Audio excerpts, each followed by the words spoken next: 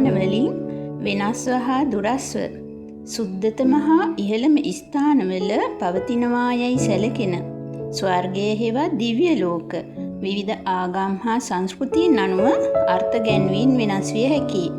අධ්‍යාත්මිකත්වයෙන් ඉහළ පාරිශුද්ධ පුද්ගලයන් ලෙස සැලකෙන දෙවිවරුන්ගේ වාසභූමි ස්වර්ග හෙවත් දිව්‍ය ලෝක ලෙස සැලකෙනවා.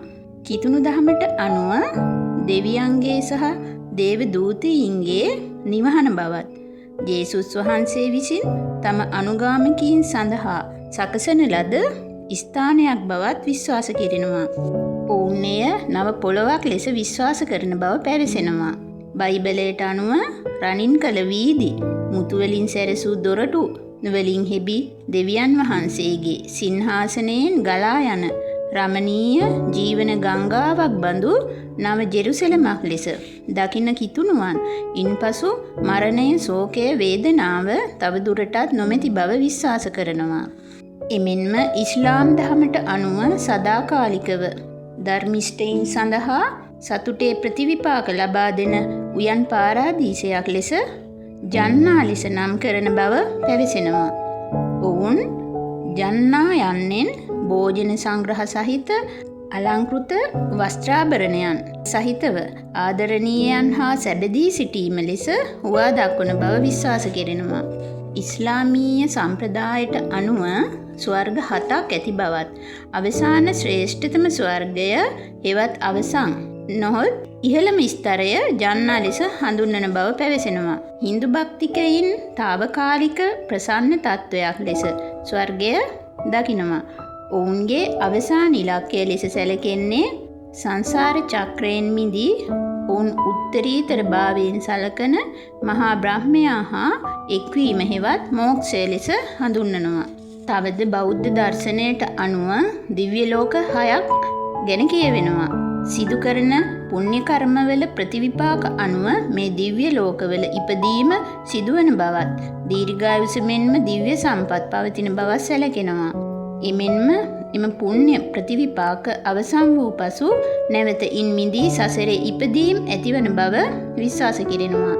එනම් චාතුම් මහරජිකය මෙහි සතරවරම් දෙවිවරු වාසය කරන බවත් මේ මහා මේරු පර්වතයේ මැද කොටසෙහි පිහිට ඇති බවත් විශ්වාස කෙරෙනවා.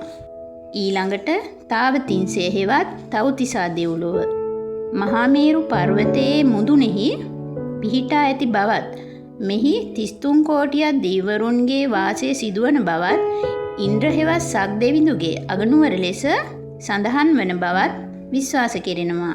එලෙසම මාතෘ දිව්‍ය රාජයාට සහ සියලුම දෙවිවරුන්ට බුදුරජාණන් වහන්සේ විසින් ධර්මයේ දේශනා කළායයි සැලකෙන්නේ තව්තිසා දෙව්ලෝකයේ තුන්වැනි දිව්‍ය ලෝකයේ ලෙස යාමය දැක්වෙනවා. මෙය මහා මේරුවට ඉහළින් පිහිට ඇති බව විශ්වාස කෙරෙනවා.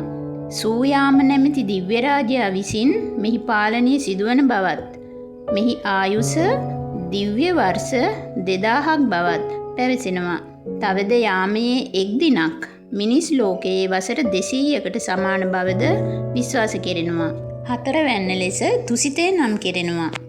මහායාන බෞද්ධ විශ්වාසයන්ට අනුව මෙහි මෛත්‍රී බෝධිසත්වයන් වැනි අනාගත බුදුවරුන් වැඩ වාසය කරන බව තමයි පැවසෙන්නේ. පස්වැන්න ලෙස නිම්මාන රතී නම් දිව්‍ය ලෝකයේ දැක්වෙනවා. මෙහිදී Tamanට අවශ්‍ය පරිදි තම සතුට සාදාගත හැකි බව දැක්වෙනවා. හයවැන්න ලෙස පරනිම්මිත වසවර්තී නම් දිව්‍ය ලෝකයක් ගැන කියවෙනවා. දිව්‍ය ලෝක 6න් උසස්ම දිව්‍ය ලෝකය ලෙසත් මාර දෙවියන්ගේ වාසභූමිය ලෙසත් සැලකේ. බෞද්ධ දර්ශනයට අනුව මෙම කාමාවචර දිව්‍ය ලෝක 6 යනු භව චක්‍රයේ తాවකාලික නවාතැන් බවත් අවසන් අරමුණ ඉන් මිදී උතුම් වූ ලෝකෝත්තර නිර්වාණය ලබා ගැනීම බවත් පැවසෙනවා.